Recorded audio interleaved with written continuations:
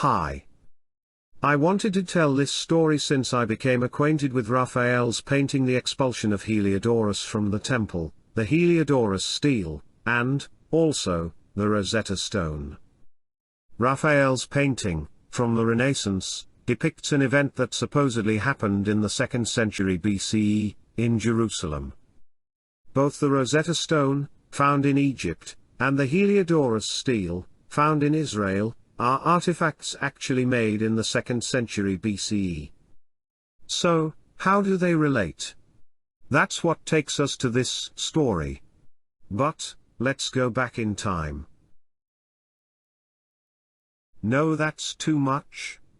Just, go back some centuries, before the beginning of the story. First, the Assyrians, at the end of the 8th century BC, attacked the kingdom of Israel, forcing the exile of thousands to scattered places in the Assyrian Empire. The kingdom of Judah managed to survive and received thousands of Israelite refugees. Thus, Judahite and Israelite culture and religion fused together, becoming a single people, the Jews. They believed that each land had its own God, and the God of Judah was Yahweh, and that God was the same that the Israelites named as El. Then the Babylonians, in the 6th century BC, destroyed the kingdom of Judah, forcing the exile of some of the population to Babylon, where the Jews created a new identity. You see, many believed that Yahweh had moved by a flying car to Babylon, because a prophet named Ezekiel had told them so. Then the Persians conquered Babylon, and allowed the Jews to return to their homeland, where they built a new temple, that became known as the Second Temple.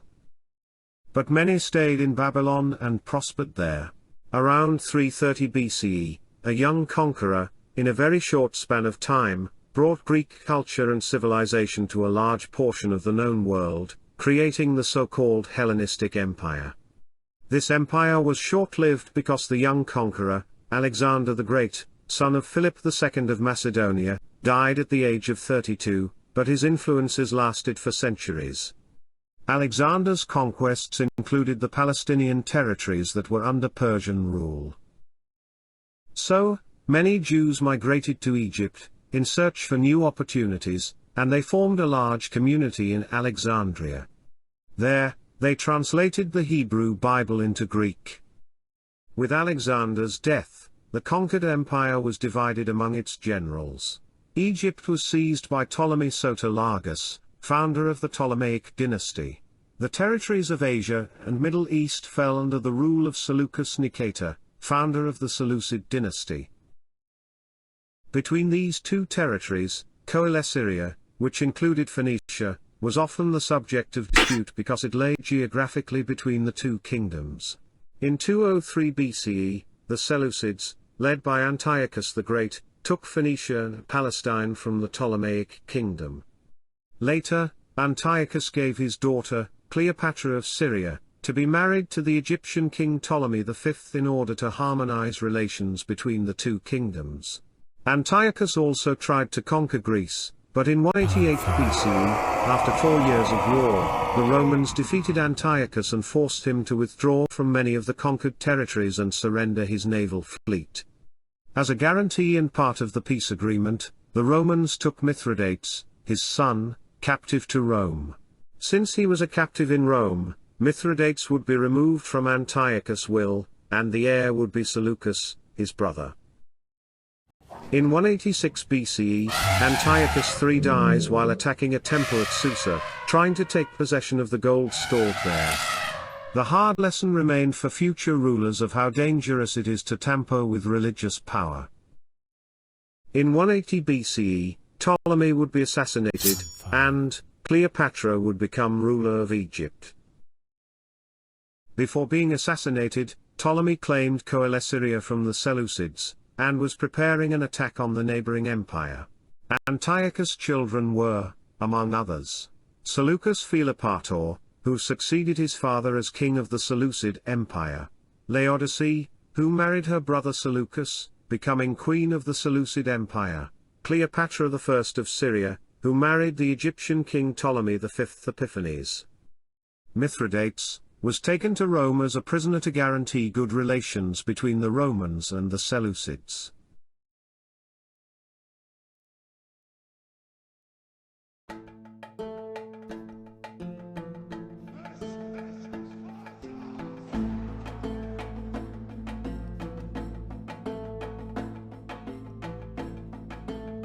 On a summer morning in 178 BC, a Roman party arrives at Antioch in Syria, by the Orontes River, to pressure the Seleucid king to pay the debts he has contracted with his and his father's wars.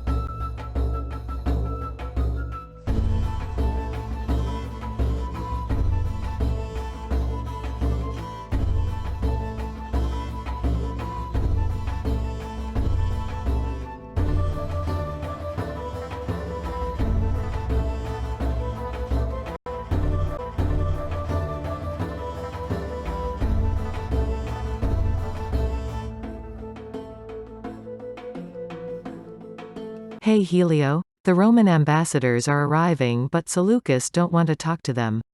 You go ahead and welcome them. What's the matter with him? Salve, bene te vide, Eliodore. Commodo vales, rex me expectat. Sumne recte.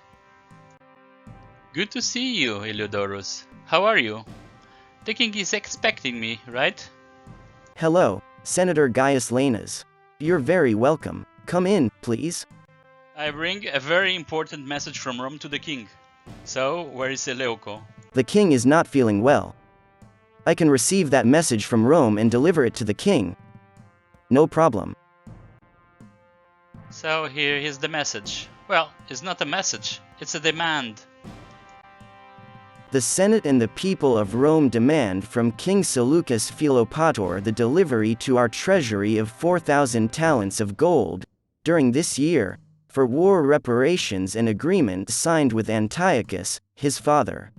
Failure to pay will be understood as a direct attack on our republic. We will take your son Demetrius to Rome as a guarantee of good payment. Deliver him to the emissaries. Regards from Quintus Fulvius Flaccus, consul of the Republic of Rome. Very well, for now you will be lodged in the annexes of the palace, while I gather the courage to show this letter to His Majesty, King Seleucus.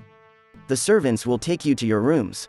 There they will have baths, wine, food and slaves. But when will Seleuco talk to us? First he will want to read the letter himself, then we will see his reaction and disposition. You are not expecting Seleucus to consider this as a friendly visit, are you? My king, they want 4,000 talents of gold and your son sent to Rome as prisoner. What, Heliodorus, get in here. What do these excrements, sons of Hades, want? I have already been banned from having ships, because they say that the sea is theirs alone. They certainly fear me, because my sister is queen of Egypt and my daughter will marry Perseus of Macedonia. It's not about gold, it's about humiliation. The power of your family, O king, now extends over almost all the territory that Alexander, Lord of the world, conquered. It doesn't go unnoticed in Rome, and envy is swift as the wind. There are many voices that point to you as the mastermind behind the murder of your brother-in-law, the king of Egypt. By Zeus, everyone knows my style is to win in war and not in palace intrigues. Although I didn't lack the will to kill him, taking advantage of the countless vipers in Alexandria. But, good for us. The death of that dog that was preparing to take Syria from me was a relief.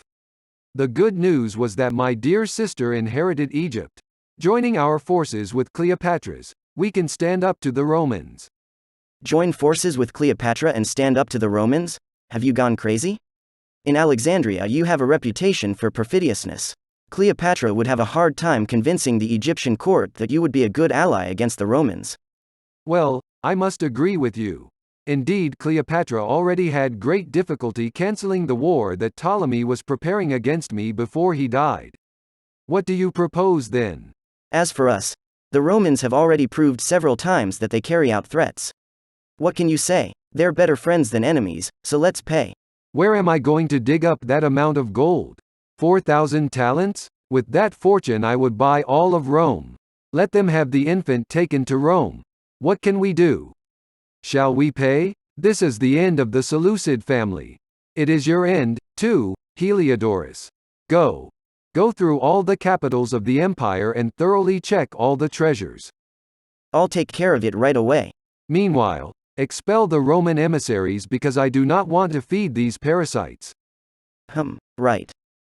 Heliodorus realized that Seleucus was a disaster in diplomatic matters, with serious difficulties in dialoguing with Romans.